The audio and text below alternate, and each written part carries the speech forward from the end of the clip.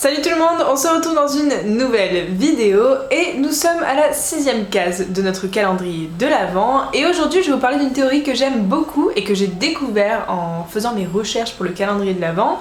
Je l'ai découvert sur le site de la Gazette du Sorcier, je vous laisse l'article en barre d'infos, il est plus détaillé que cette vidéo. Et dans cette théorie, les 7 étapes pour accéder à la pierre philosophale feraient référence aux aventures à suivre du Golden Trio.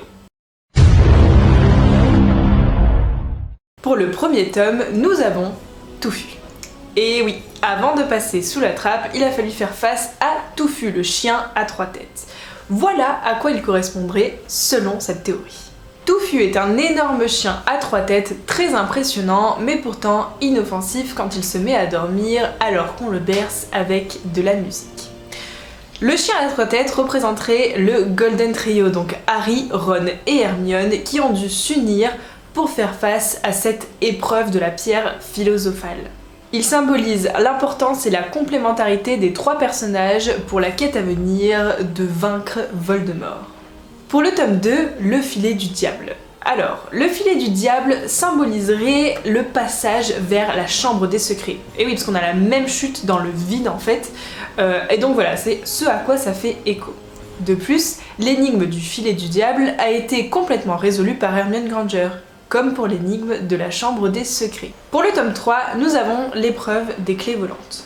Cette étape est complètement faite pour le talent de Harry au Quidditch. C'est lui qui a résolu l'étape seul, comme pour le tome 3 d'Harry Potter. S'il n'avait pas été capable de faire un aussi gros patronus corporel avec ses talents en défense contre les forces du mal, il n'aurait jamais réussi à survivre et à sauver Sirius. Pour le 4e tome, l'échiquier géant.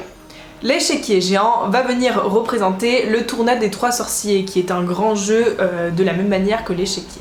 De plus, la blessure de Ron pourrait faire écho à la mort de Cédric Diggory. Pour le tome 5, nous avons le troll. Le troll représente ici la matière de défense contre les forces du mal qui a une place énorme dans le tome 5, puisqu'ils ne peuvent pas l'étudier correctement avec le professeur Ombrage et que Harry monte l'armée de Dumbledore pour qu'ils apprennent à se défendre par eux-mêmes. Pour le tome 6, nous avons l'énigme des potions. Énigme des potions qui est une énigme qui est exclusive au livre, on le voit pas du tout dans les films. Alors là, pareil, la matière des potions dans le tome 6 fait une thématique énorme et d'ailleurs c'est même en lien avec l'intrigue principale et le prince de sang mêlé, qui est un maître des potions incroyable et on apprend plus tard dans le livre que c'est en fait Rogue.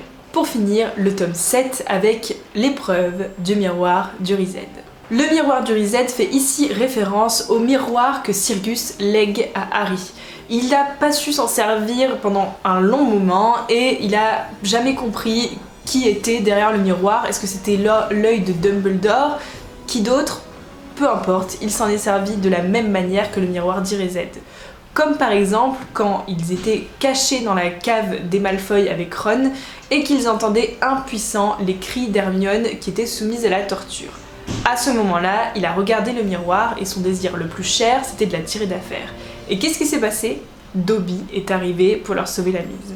C'est ce qui conclut cette théorie. N'hésitez pas à me dire ce que vous en avez pensé, moi je l'aime beaucoup.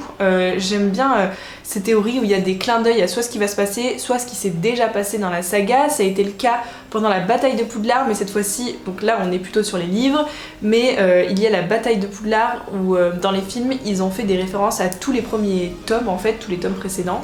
Donc j'en avais fait une vidéo, je vous la mets en barre d'infos, ou en fin de vidéo. En tout cas, je vous attends un commentaire, si ça vous a plu, n'hésitez pas à mettre un j'aime et à vous abonner si c'est toujours pas fait. Moi je vous fais plein de gros bisous et puis je vous dis à demain pour une prochaine vidéo. Bye. Méfait accompli.